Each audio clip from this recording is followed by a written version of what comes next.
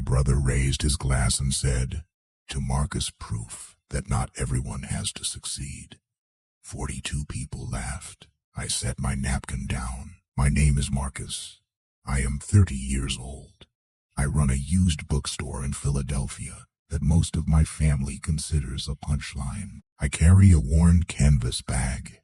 At every family dinner for the past 5 years, I've been the cautionary tale they pointed to so they could feel better about themselves. What they don't know, what they've never once bothered to find out, is that I am the reason their lives work. This is the story of what happened when I stopped. Sit with me for a minute." Derek chose the restaurant, of course. Hargrove room at the Bellevue Hotel. Private dining, crystal on every table. A view of Broad Street lit up below us. 43 family members in a room my brother had reserved 2 months in advance, through an account he thought belonged to a charitable trust from a dead relative. There was no charitable trust. There was just me, paying for my own humiliation. I arrived in my 10-year-old Honda, carried my worn canvas bag up to the private room, where the chandelier scattered light across 43 faces that turned to look at me, and then, mostly, looked away. Derek clapped me on the back. "Glad you made it. Wasn't sure the Honda would." A few cousins laughed. I smiled and found my seat. The champagne was a label I'd selected for the account 3 weeks earlier. I cut into my fish and listened to the room fill with the easy, expensive noise that money makes when it is forgotten where it came from. Derek stood up before the main course was cleared. "I want to say a few words." The room quieted. Some of us have figured it out. 4 locations now, new one on Chestnut in 6 weeks. Applause. He accepted it with a modest wave. "But tonight's about Marcus." He turned to look at me. Warmth on the surface, something harder underneath. 30 years old, still renting, still running that little, what do you call it, bookstore, I said. "Bookstore." He nodded like I'd confirmed something sad. "Still doing his library thing." "Literary preservation," I said, quietly. "Right." He smiled at the table. "Some of us build empires. Some of us," he gestured toward me with genuine affection that somehow made it worse, "curate them." More laughter. My Aunt Carol, on her 3rd bourbon, actually applauded. "Honestly, Marcus," she said, "there is no shame in it. Somebody's got to be at the bottom. Makes the rest of us look better." She laughed her own joke. So did 4 other people. My cousin Jess, sitting 2 seats down, didn't laugh. She looked at her plate instead. Derek kept going. He had the room and he knew it.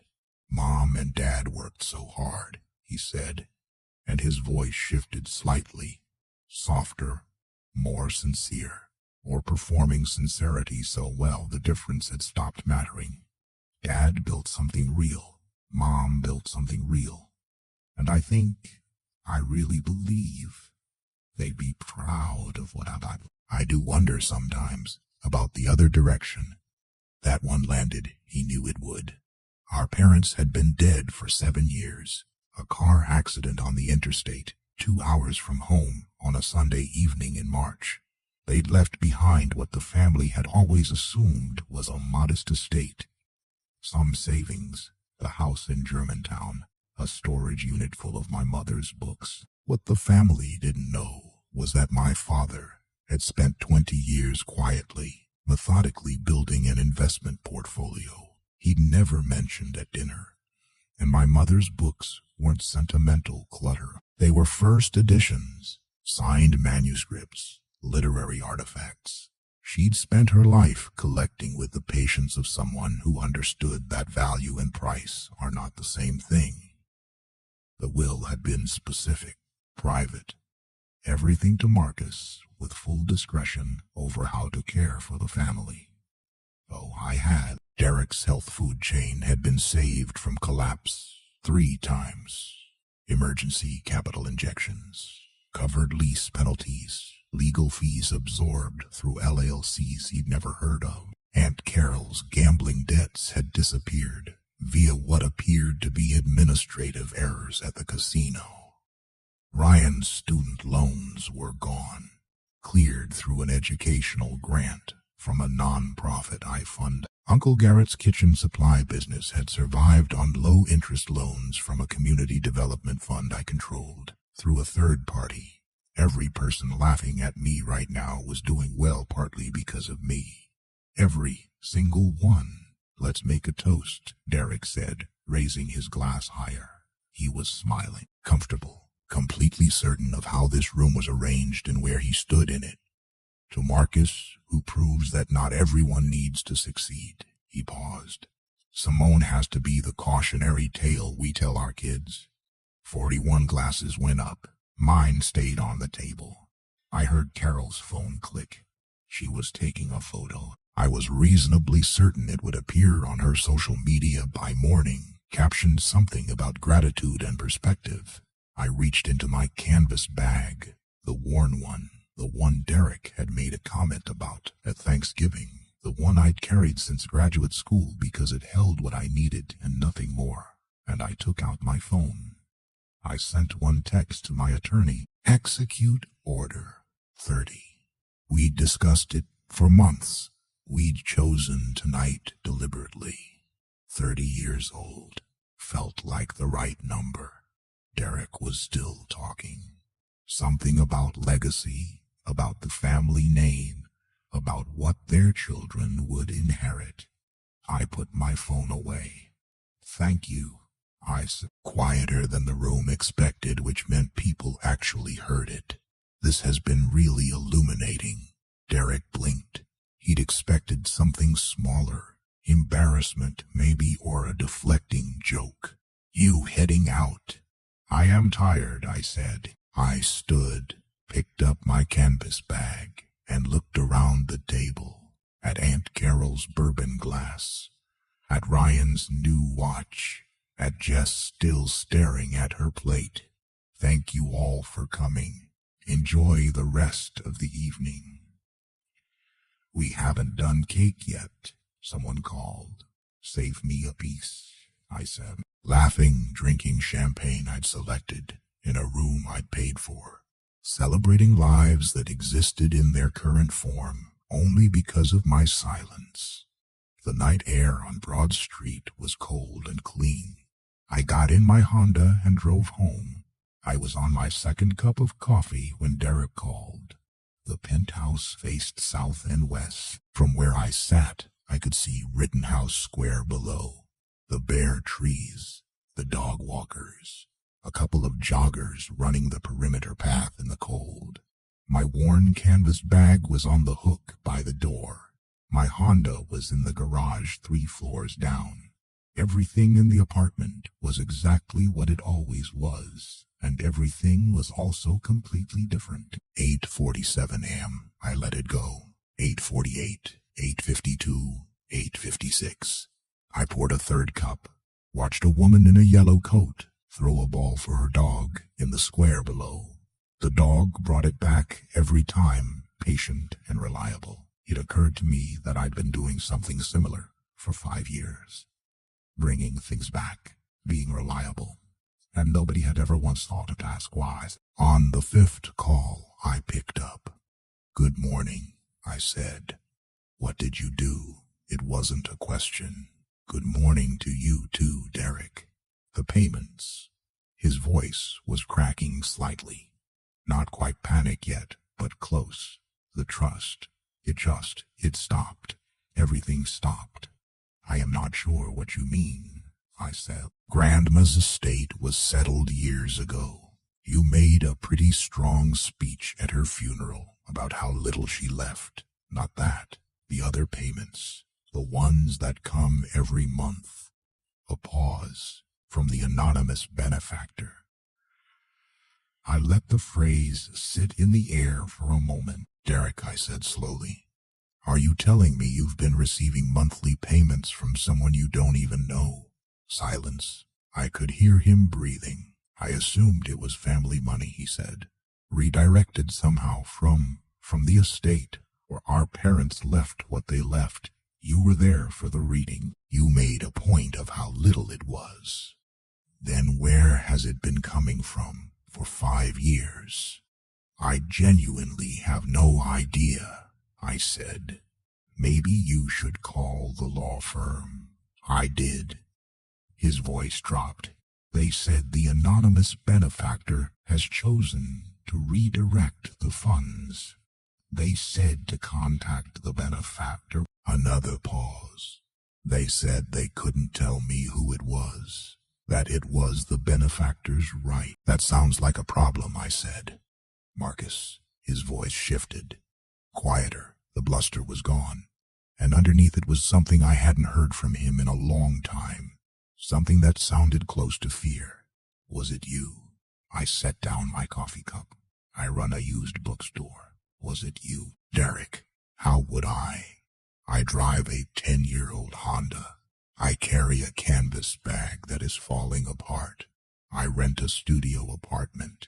What exactly do you think I am sitting on? I looked around at the floor-to-ceiling windows, the climate-controlled display cases, the original artwork on the walls.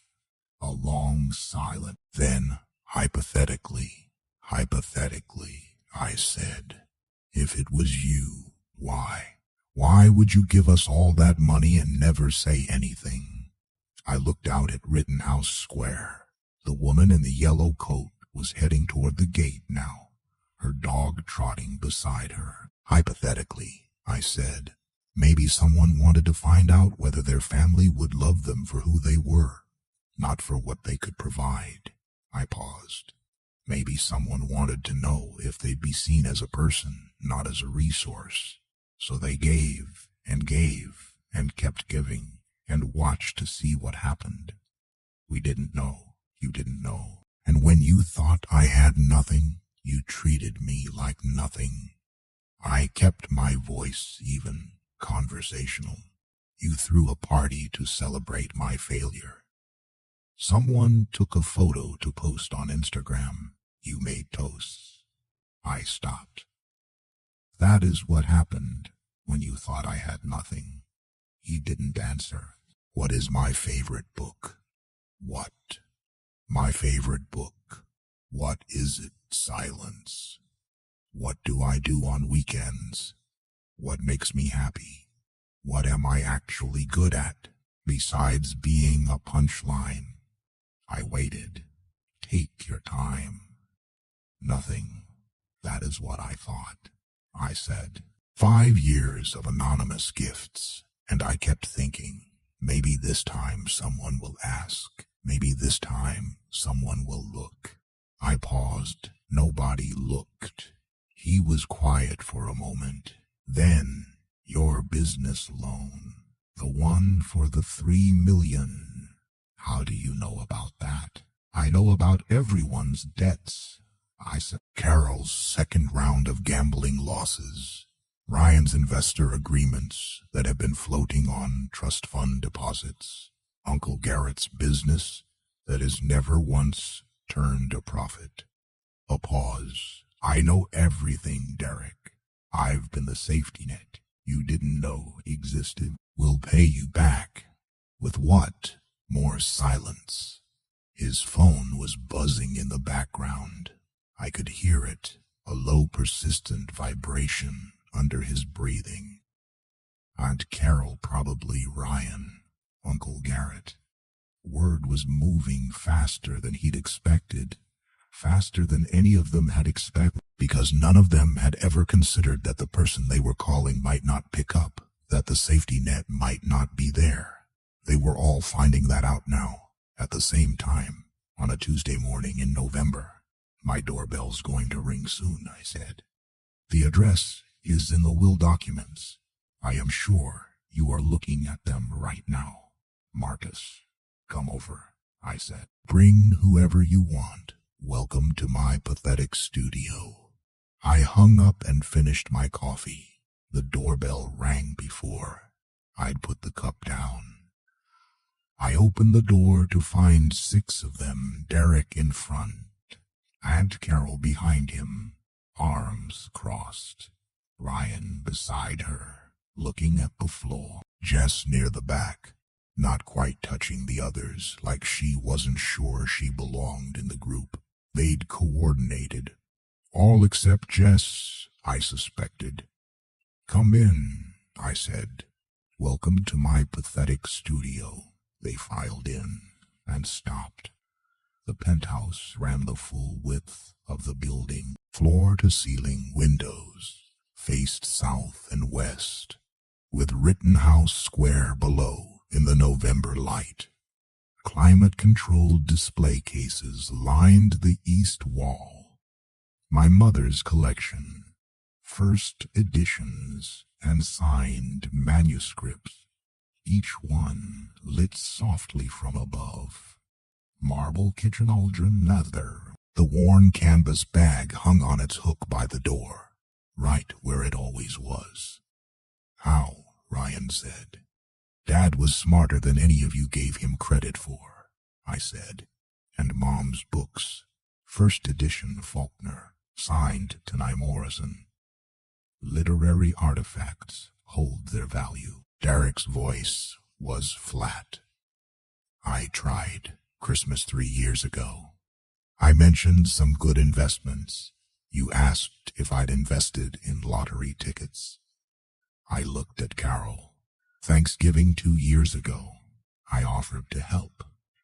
You said you didn't need charity from someone who couldn't afford a decent coat." Carol looked at the floor. "None of you ever asked," I said. "You assumed, you judged, and the help came anyway, because I kept hoping something would change. I stopped. Nothing changed. So what now?" Derek sat heavily on the couch. "You cut us off. Let everything collapse. You are adults. Figure it out. But we're family." "Then act like it," I said. "Learn something about me that has nothing to do with money. Ask about my work, my actual work. Treat me like a person, not a punchline." "If we do that," Ryan started, "will you?" "No. This isn't a transaction. You don't get to be kind now in exchange for reinstatement. That is not how it works." Jess had been standing near the door the whole time, a little apart from the others. She caught my eye but didn't speak. She stayed when the rest left. That meant something. They left eventually. Derek paused at the door like he was going to say something that would fix it. He didn't have the words. He left. I closed the door. My phone buzzed. A text from my attorney. "Notices delivered. All accounts suspended as of this morning." I stood at the window and looked down at the square. For the first time in a long time, I stayed at the window for a long time that night. Then I went to bed. The next few weeks were quiet.